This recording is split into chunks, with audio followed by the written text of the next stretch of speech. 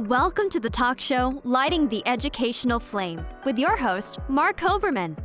The goal of this show is to provide a learning experience to people of all ages, with guests from various fields and academics, a wide range of industries, and insight into the many forms of art, athletics, and entertainment. We hope you enjoy the show. Today's featured guest is Jett. Dylan is a rising star from Australia. He is a self-taught musician, singer, songwriter, and actor. Dylan talks about his passion for music and the work it takes to succeed in any venture. Hello and welcome to the talk show, Lighting the Educational Flame, brought to you by Great Success Education. I'm your host, Marc Hoberman, and today's guest is Australian singer, songwriter, actor, Jett. Dylan, welcome to Lighting the Educational Flame. Thank you for having me. Oh, it's great to have you here. And I have to tell you, the viewers out there, if you're a teenager, it's not easy to get Dylan during school time because he's very serious about his work. So that's all great stuff. So, and also, it's interesting, I read a couple of articles on you. So I didn't go, but September 9th, I had follow-up tickets. It's supposed to be from last May to see Michael Bublé in concert. And I know you're a fan. I'm a very big fan. But sadly, we punked out. Things are upticking a little bit here. We are vaccinated, but as you know, the world has changed. But it's usually when I say the word Michael Bublé to someone your age, I either get laughed at or they say who. So I am so thrilled. No good music. And you have such a big eclectic taste in music. I think that's outstanding. So thank you. He's a classic. Yeah, oh, absolutely. It makes me feel old when I see that someone your age has accomplished so much already, and you're still a teenager. You're 18? Yeah, 18. Oh, unbelievable. You just ruined my weekend. But anyway, where does that drive and determination come from for a teenager? Honestly, it's just because I love it. Like, it's like the ability to do something that I love every day. Right. And creating music and acting is just, I do it because I really enjoy it. Right. And there's so much to it. You don't just sing music, you write music. You don't just sing and write music, you play music. Yeah. So, and because your age, obviously you have to balance school and a career simultaneously, which is not easy under normal circumstances. And we've had 16 months of abnormal circumstances. So what strategies do you use to maintain that healthy balance between school and entertainment?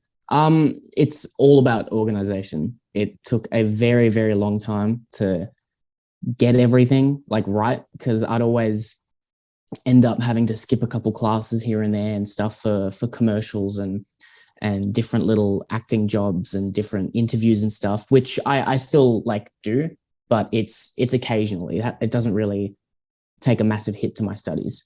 And my mum will not let me flunk out of school.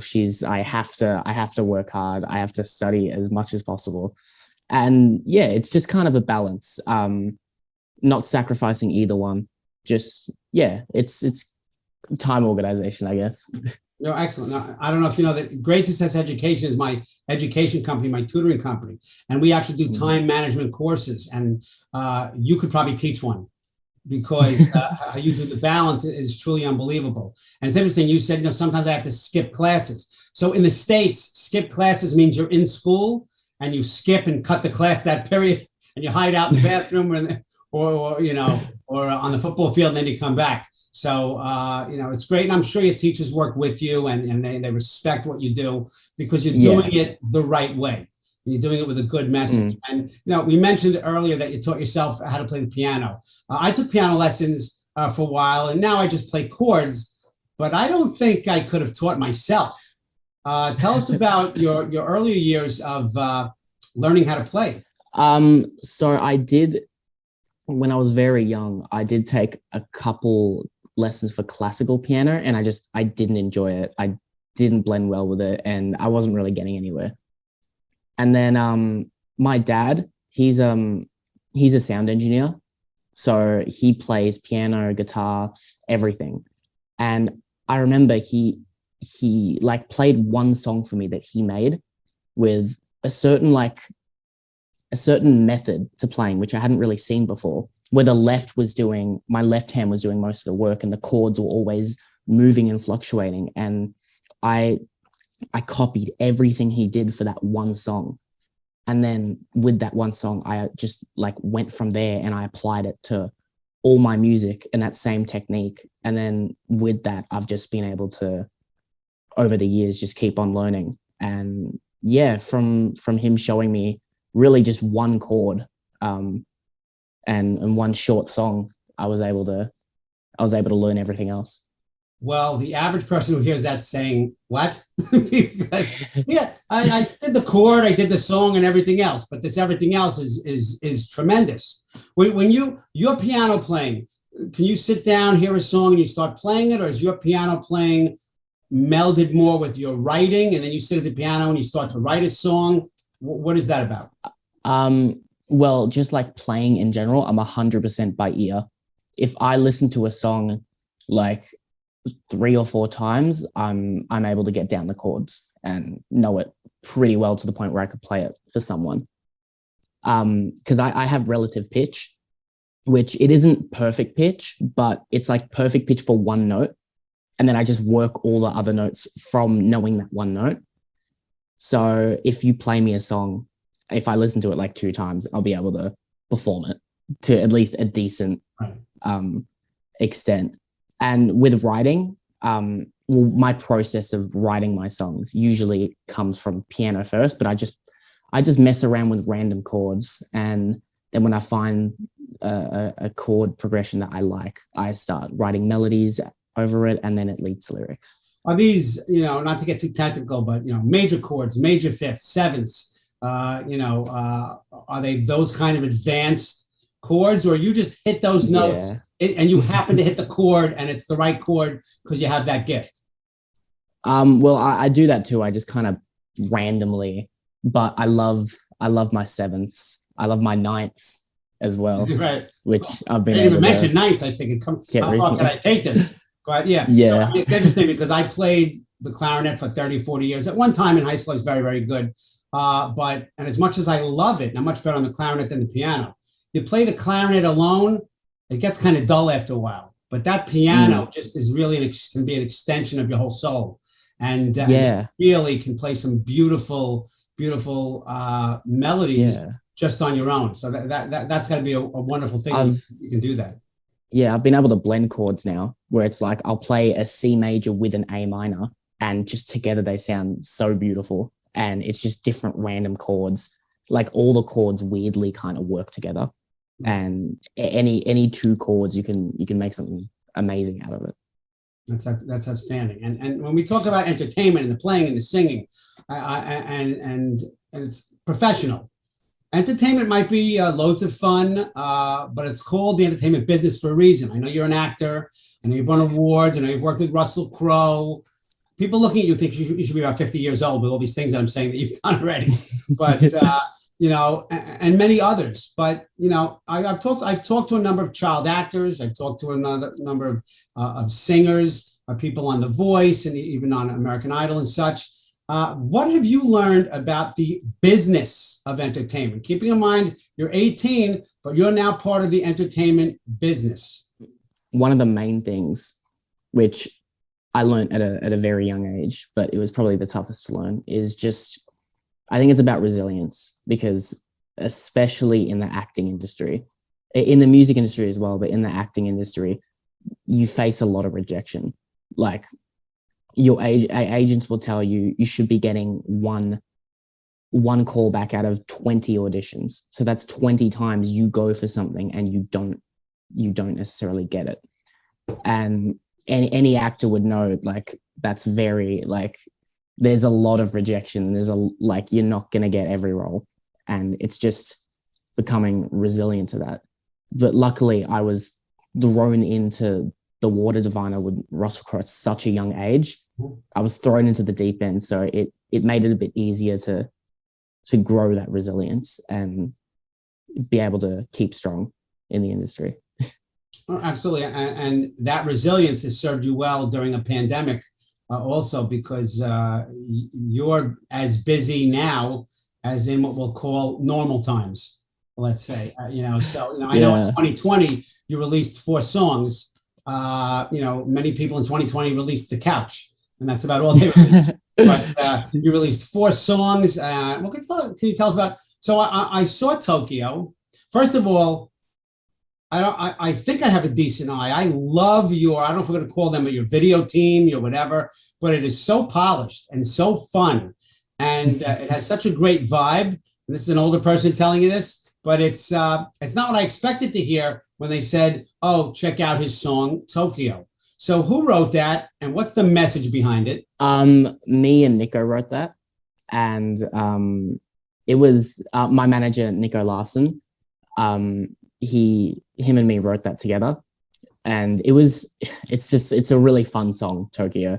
The beat was made by Rob Agosti, which is our producer. So he sent us over the beat, just like a really rough draft of the beat, and then we just started writing.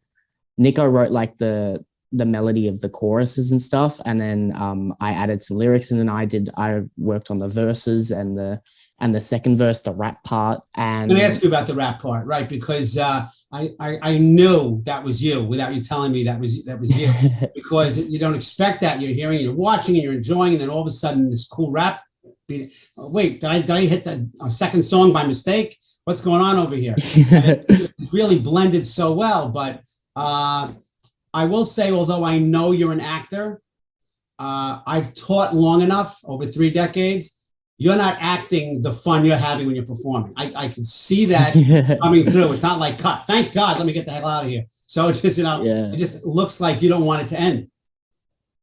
It's what I love. And like working on music, I love both sides of it. I love performing what I've worked on, and my music, and I love making the music and the whole process leading up to it.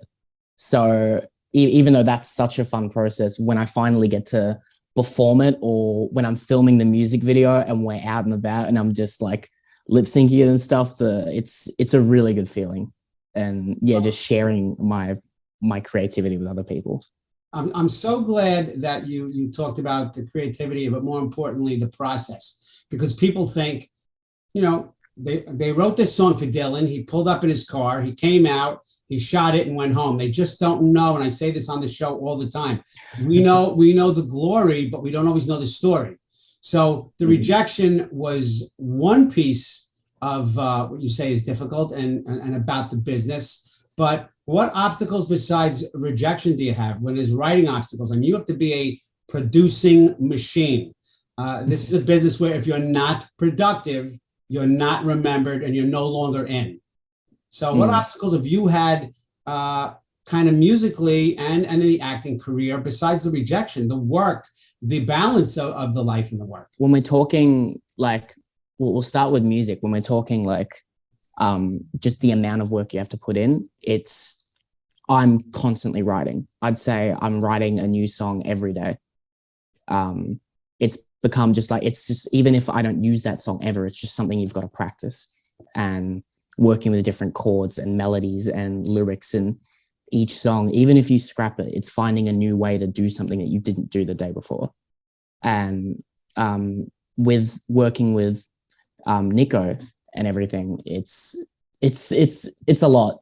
Like he's so like on point, and I love it.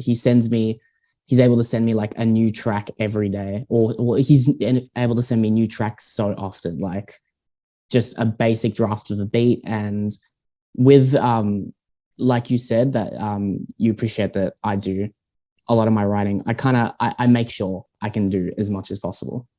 Because before I started like releasing my own music, and before all of this, it was just me writing in my room.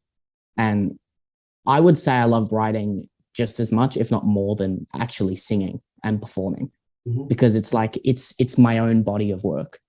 So I always want to have as much creative choice in my music as possible. But it's a lot of work. That's great. And it's not just work like schoolwork. It's not work like the job after school at the mall. I'm not demeaning any of those things that young people do, but it's work on another level. So talking about another level, most I'll say kids or people your age don't have to deal with the next thing that I'm going to ask you about. When people get older, many times people try to befriend adults or coworkers, because what they think they can get out of them, what they can do with them. And 95% of teenagers don't really, they have their own problems, but no one's really befriending them to get something out of them. But let's call it what it is. You know, you're a rising star, you're in the limelight, you're on YouTube, you're doing your thing.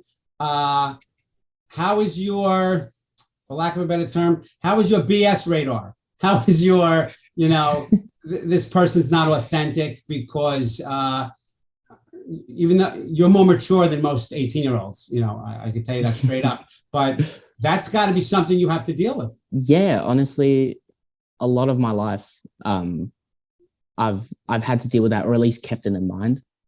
Ever since the Water Diviner, I've just been like, kind of, I've had my eye out, but it hasn't been able to distract me. Because usually I'm naturally, I feel I'm like polite, and I always want to talk to people. Like if someone comes up to me and it's they want to be friends with me, I'll happy to have a talk and a discussion, and like I'm quite social when it comes to that. But I always just like keep it in the back of my mind. But luckily I haven't had to face too much of that. Most of the time, close to all of the time, like a lot of the people who I end up being friends with, it's really genuine. And I don't even, there isn't that much of a connection between them and like what I do, like acting and singing. It's kind of like a separate, like we don't talk about that much. We just kind of chill and hang out, and yeah. How old are you when the Water Diviner? I was 11. Wow. Okay. Big deal. Yeah. So now people are seeing you, recognizing you, and you know, it's a big deal. And it's great that you have your head on straight. And I hope people, parents, and any teens who are watching this can see that you can have it all. You can succeed. You can be in the so-called limelight. But it's wonderful. I love to interview people who are doing this because it's really their passion. The fact that it is a business. You want it to generate revenue and things like that. But I don't think that's even fourth or fifth on your list. And so, you know, that I think is a big deal. And your next single is due out the middle of this month. So what can you tell us about Break My Heart? So Break My Heart is coming out 17th of September. So pretty soon in at least Australia. It's this Friday.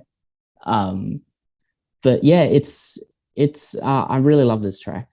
It's different to Tokyo and my one before that, Packing. It's just each single, since like working with Nico, we haven't been working with each other for a long time. This would be the third single that we're releasing together.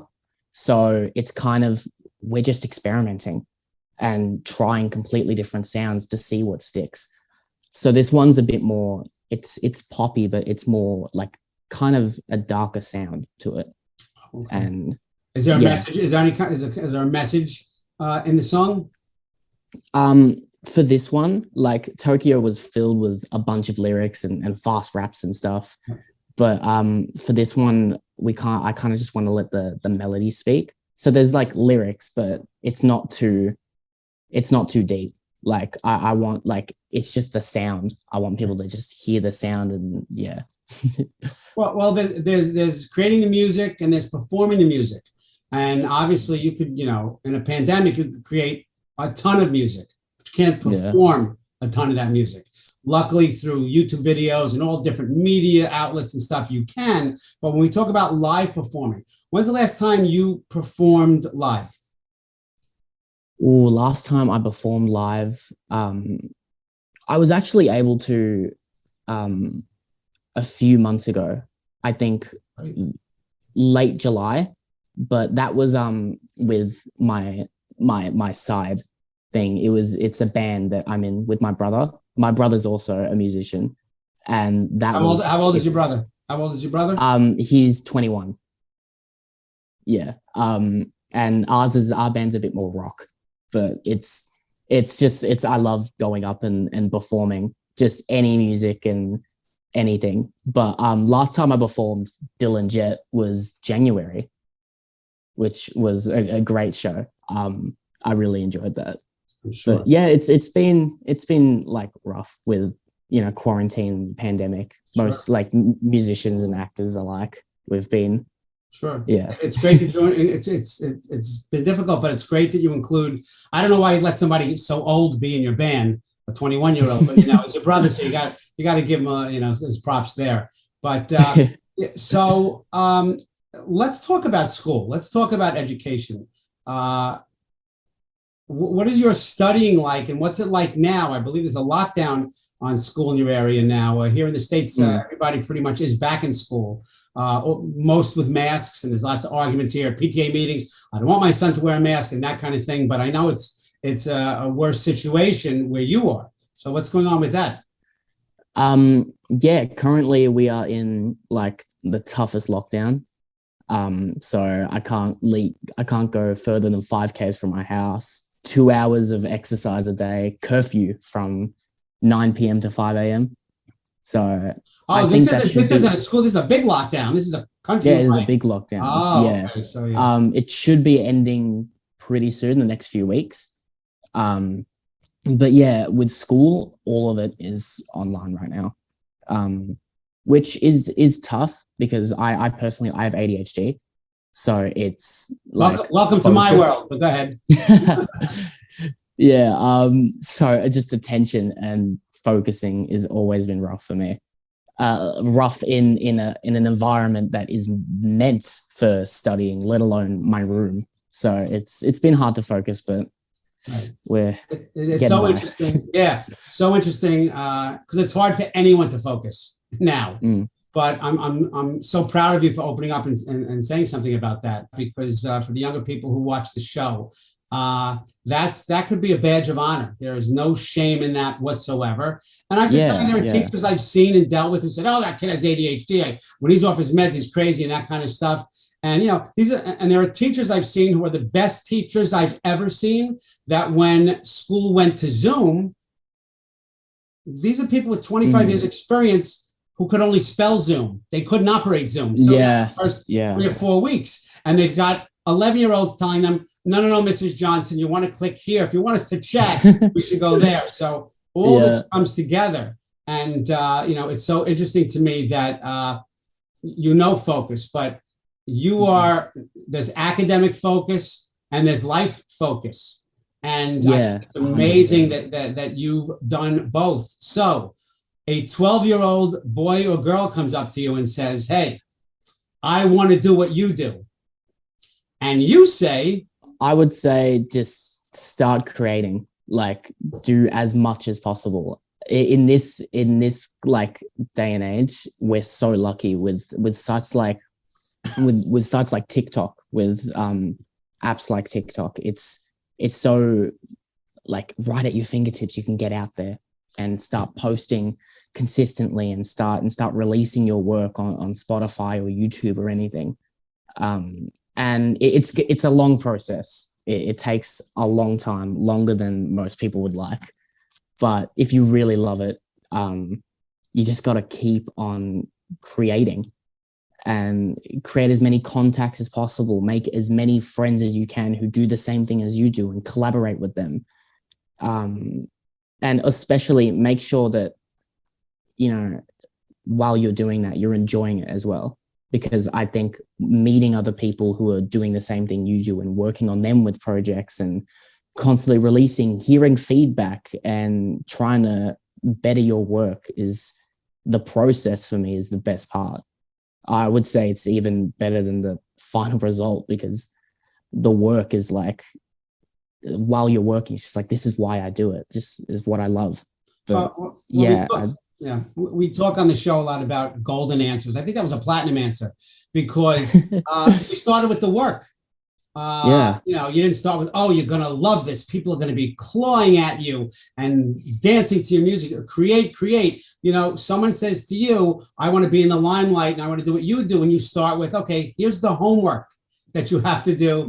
Get to this level. And they just, a lot of people don't realize it. We're in a world now, you could write a song tonight and 10 o'clock, 20,000 people could hear it.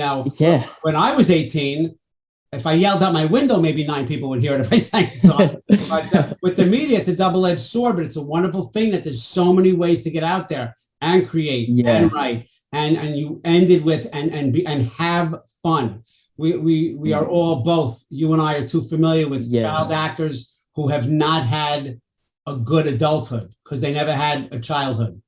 And it was tough. It was, for me, the hard part was going from being in the limelight and being on such a big stage and having everyone know me, to going back to school and kind of having to adjust to regular life, obviously with a lot of experience now and a lot of like life knowledge, I guess, from going to Turkey and LA for the first time.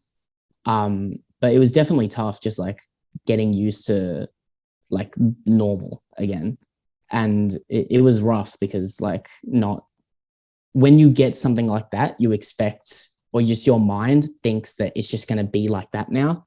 Right. And then when you go back to school, it's kind of just a tough, like, you know, I should be doing this, I should be doing this. But I'm really glad it happened that way, because I feel like I had my teenage years. I've been able to have a childhood. I've been able to do the stupid things with your friends and stuff. And now I'm able to finally, you know, work on music more and get somewhere with, That's great. And I heard you mention LA. So any plans in the future, near future, to come back to the States, come to LA or New York?